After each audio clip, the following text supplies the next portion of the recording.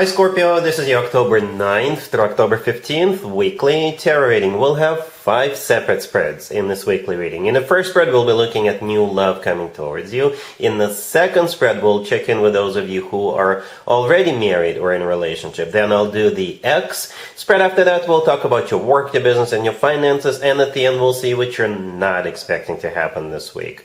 Please like, share, and subscribe to support this channel. This first spread is on new love this week. We have the Page of Pentacles clarified by the Ten of Cups. We have the Magician clarified by the Six of Wands. We have the Ace of Cups. In the potential outcome, we have the Four of Wands with the Knight of Pentacles and the Star. And we also have the Chariot on the bottom of the deck. You could be dealing with pretty much any zodiac sign. We do have every single element on the table. But the zodiac signs that actually jump out are Earth, Taurus, Virgo, Capricorn. We also have Gemini, Aquarius, and Cancer. But we got every single element. We start with the Page of Pentacles clarified by the Ten of Cups. I think you're going to be meeting this person at some kind of massive celebration, right? The Ten of Cups, all the way to your left, clarifying the Page of Pentacles. This is where you're either meeting this person or they're going to invite you to go with them, right? And the Ten of Cups, it could be a wedding, it could be a housewarming party, it could be an engagement party. Perhaps they have like a family event going on in their family and they're going to invite you to join them.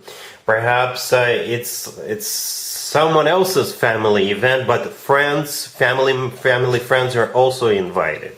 That's how it feels, right? The Ten of Cups is actually a commitment or marriage card. For some of you, perhaps this is an indicator that this person, when they're gonna meet with you, when they approach you, when they ask you out, they already have that Ten of Cups in mind. They already see you right away as someone they could spend the rest of their life with, right? The Page of Pentacles is a really good card to have, and it later becomes the Knight of Pentacles in the potential outcome. And the Page of Pentacles, to me personally, is the most serious page out of all 4 pages. I don't mean to belittle the remaining 3 pages, but with the Page of Pentacles, when this page shows up, that usually means that the person associated with that Page of Pentacles is looking for something serious, right? And they're testing the waters, but there will be indicators that this person is serious about you.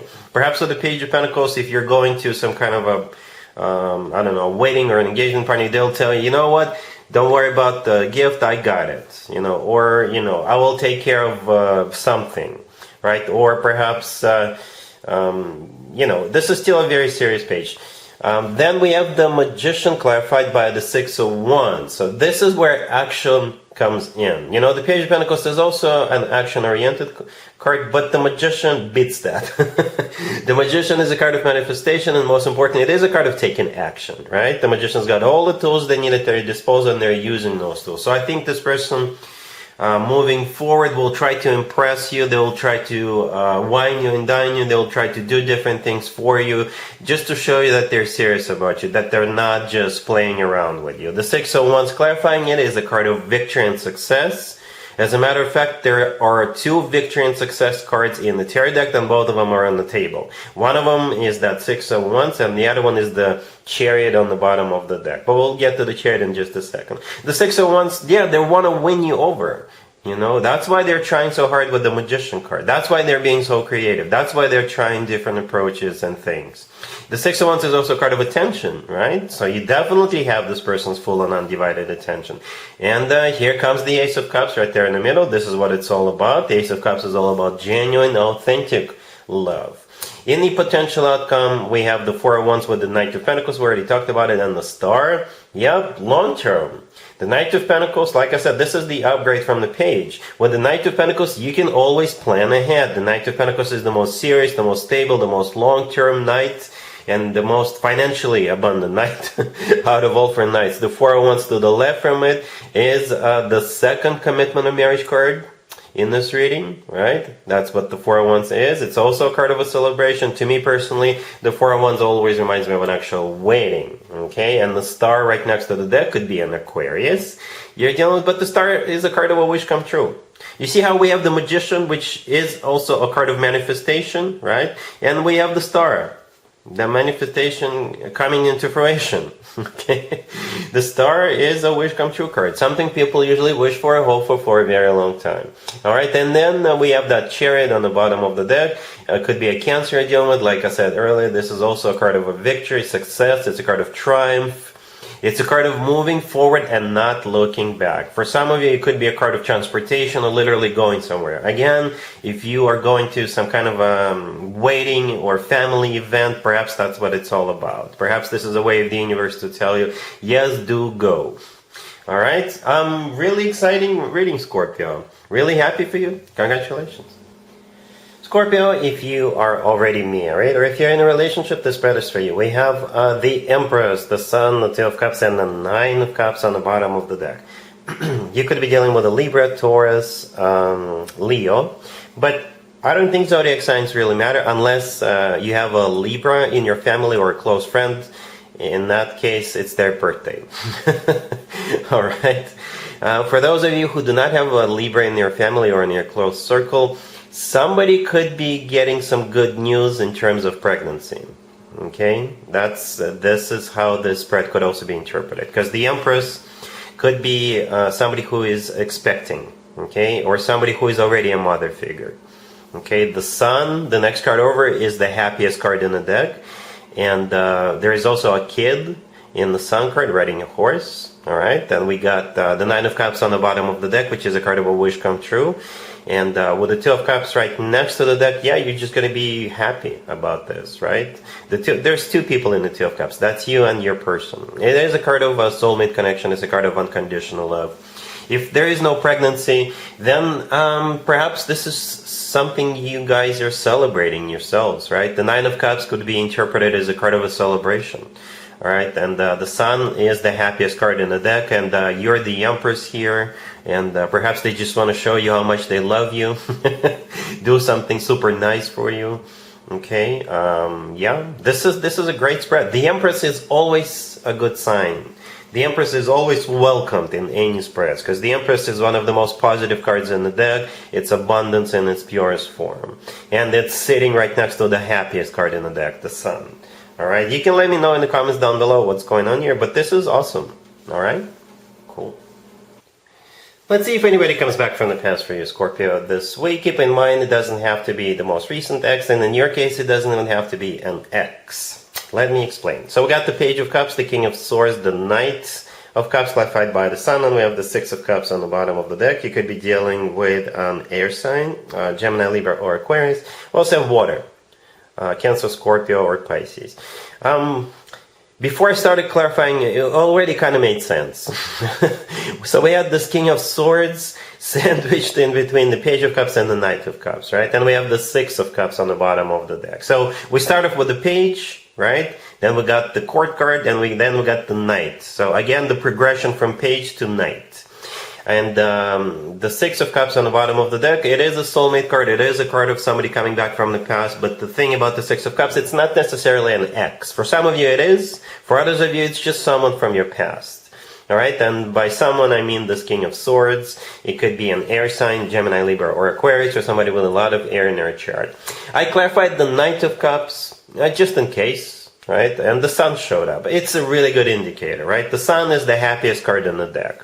And the Knight of Cups is the most romantic, the most loving knight out of all four knights. The Knight of Cups is often referred to as the Prince Charming or Knight in the Shining Armor. So yeah, it kind of looks like it does give me like this really lovey-dovey, very warm, fuzzy feeling when I look at it. Because again, there's so many cups here. The Page of Cups, and then progression to the Knight of Cups. So you may, I don't know, run into this person on the street. Perhaps you're gonna go somewhere and you're gonna run into this person at some kind of an event. I don't know. And then you guys will remember the good times, right? And that's at that point, that's when the Knight of Cups will start playing out. Yes, there's feelings. Feelings are gonna get deeper. Feelings are gonna get warmer. And the happier. The Sun, again, is the happiest card in the deck. It's the only major arcana card on the table. So it looks very promising. Alright? Cool. Let's talk about your work, your business, and your finances, Scorpio, real quick. We have the Eight of Pentacles, the Seven of Cups clarified by the Three of Pentacles. We also have the Four of Swords clarified by the Three of Wands, and we have the Nine of Pentacles on the bottom of the deck. You have some kind of a decision to make, Scorpio.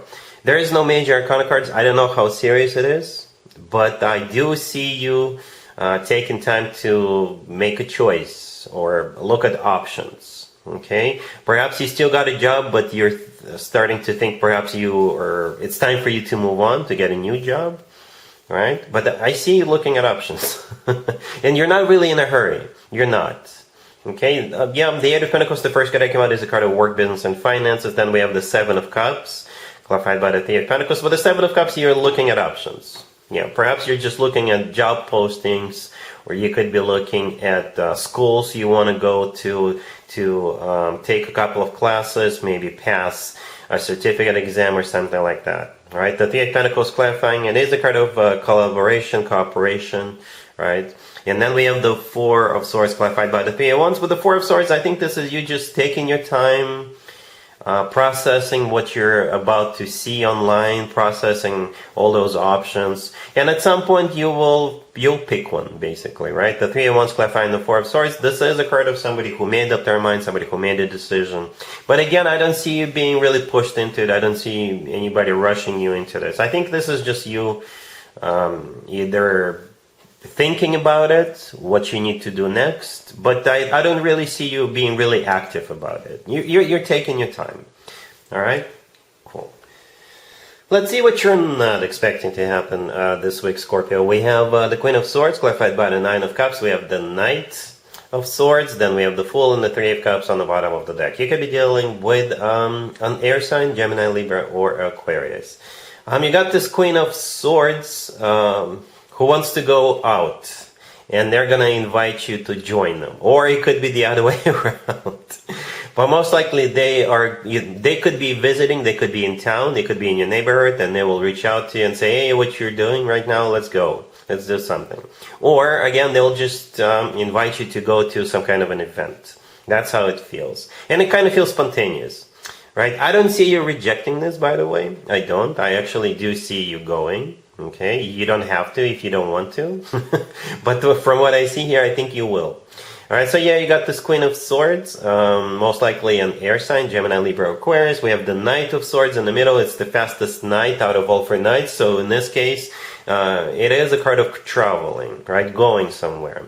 The Queen of Swords themselves is clarified by the Nine of Cups, and we also have the Three of Cups on the bottom of the deck. Both of them could be interpreted as cards of events, parties, gatherings. If this person is a Libra, it could be their birthday party, right? So perhaps you're going to be invited to a Libra's birthday party, all right? And with the Fool card right next to the deck, yeah, you're going.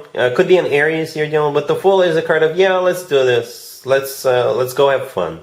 You know, that type of energy. All right, so yeah, that's what I have for you, Scorpio, for this reading for this week. If this video resonates with you, please like it. Please also share and subscribe. And other than that, Scorpio, have an amazing week.